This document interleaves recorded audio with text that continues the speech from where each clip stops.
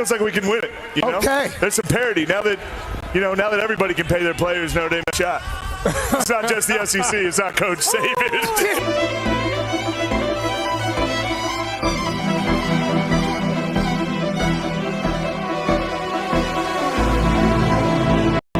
So you're telling me once everybody could start paying their players, the big, bad, vaunted SEC loses its reign of dominance? You cannot make this up. I remember growing up and saying the SEC had an unfair advantage being able to pay players and nobody cared.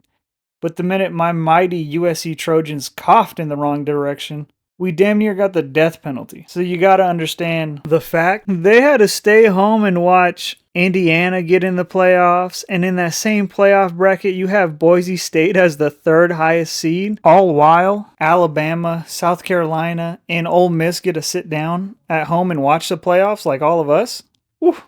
I almost forgot about Arizona State. The SEC fans were mad about them getting in, because in their hypotheticals, they say that the worst SEC team could beat any other Power 4 conference and probably go undefeated. But what am I talking about? You guys probably already know that the SEC is the king of hypotheticals. Clowns. I forgot Arizona State got a bye. You gotta love it. Speaking of Arizona State, we all got to witness one of the greatest single game performances in playoff history by my glorious king, Cameron Skattebo, who single-handedly almost beat the top team in the SEC by running them over. Homie don't even play for my team, but somehow I'm in love with him. That's how you know he's a baller. Honestly, watching him play reminded me why I actually like watching this sport.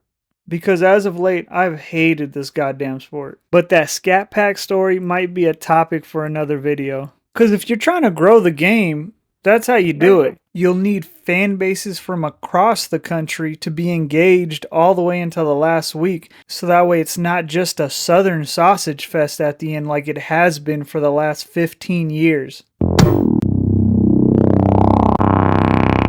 In my case, I'm not a new fan.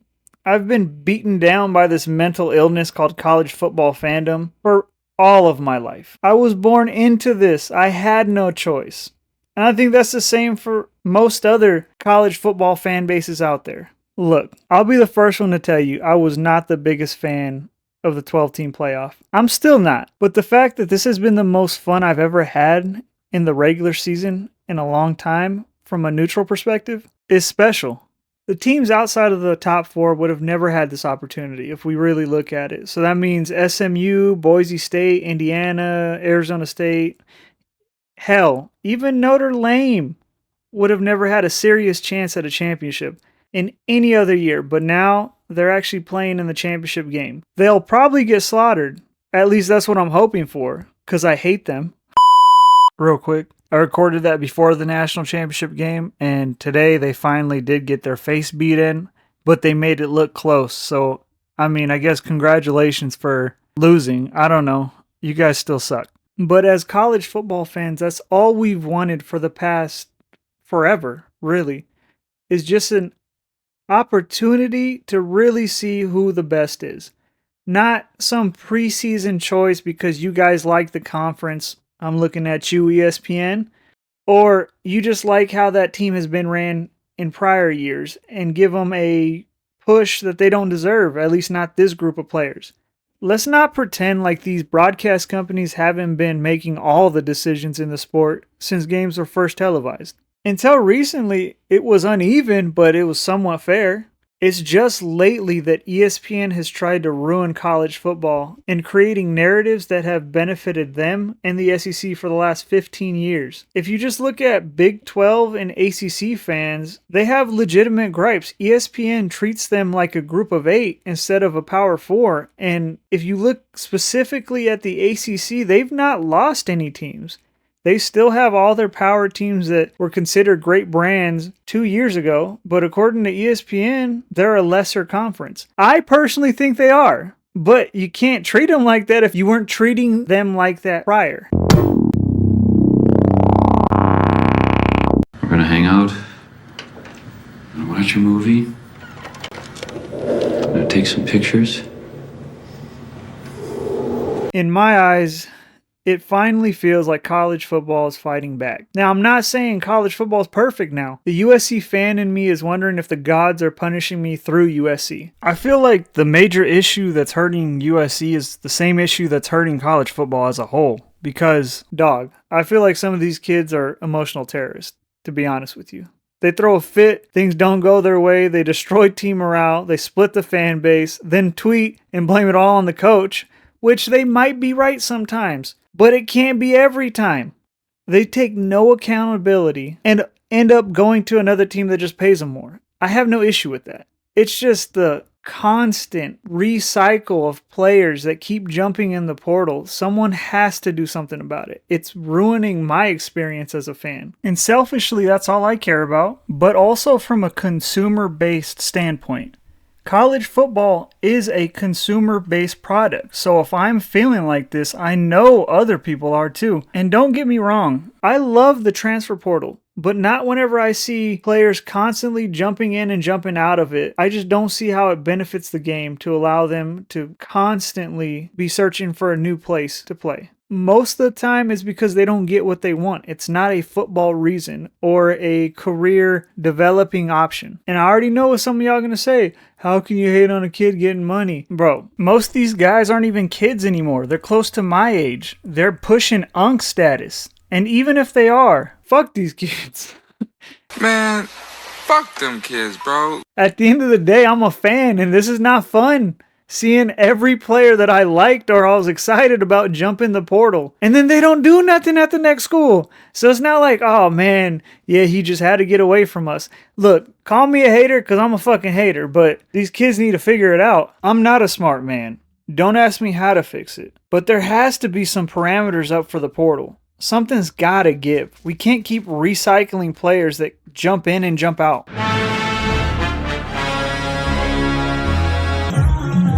Tell him to bring out the lobster. Tell him to bring out the lobster. Right. Look at these babies. Tell him to bring out the lobster.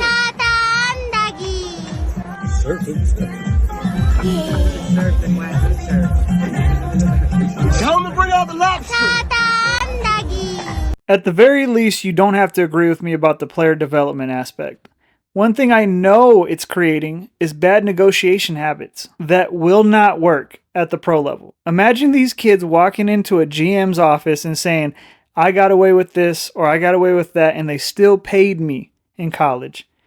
The GMs in whatever leagues they go to, that's CFL, hell, even in Mexico, is gonna give them the good luck dumbass treatment so they can kiss ever making real money playing professional football goodbye. We're looking at you, Saluka. He's a cautionary tale in getting really bad advice, like most players in the portal are. Saluka allegedly. He went into his head coach's office and demanded more money when he wasn't playing that great. At the time, he had a 43% completion percentage, which is horrendous at the college level. And completion percentage isn't everything. But I actually got to see him play live, and I didn't think he was very good. But he thought that he was worth more than whatever was agreed on. Now, was it wrong that he didn't get paid whatever he was promised? Probably, but who says that he was actually promised that? Like, did he personally have a conversation with whoever was offering this money?